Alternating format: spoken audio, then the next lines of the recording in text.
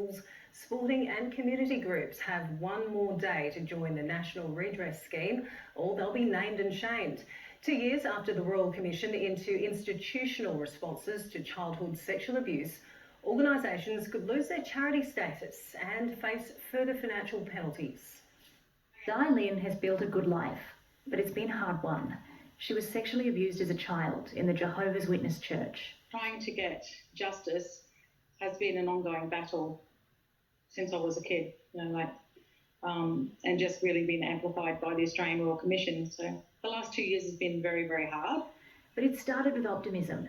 Di remembers the joy of finally being heard at the Royal Commission into the institutional response to child sexual abuse.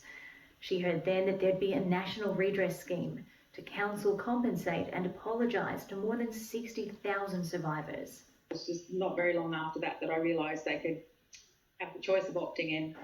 Jehovah's Witnesses did not and will not join the scheme, today telling SBS, to date, fewer than 10 applicants have named the religion, and it will respond to individual claims for redress in a fair, caring and principled manner.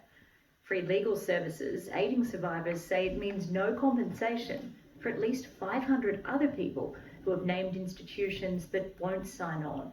For institutions to have not joined the scheme sends the message to them that they are not cared for, they weren't at the time, and they're certainly not cared for now. But the Prime Minister is calling time, telling institutions opt in and pay out or lose the perks that come with charity status. That would have a serious impact on the income levels of those organisations, because it would make people less inclined to actually make donations in the first place, because they wouldn't be getting the personal tax deductions for making them. By June, the National Redress Scheme had already received more than 10,000 claims, a third of which is still being processed. More than 2,200 payments have been made, worth more than $184 million. A review into the National Redress Scheme starts next month and will run until September.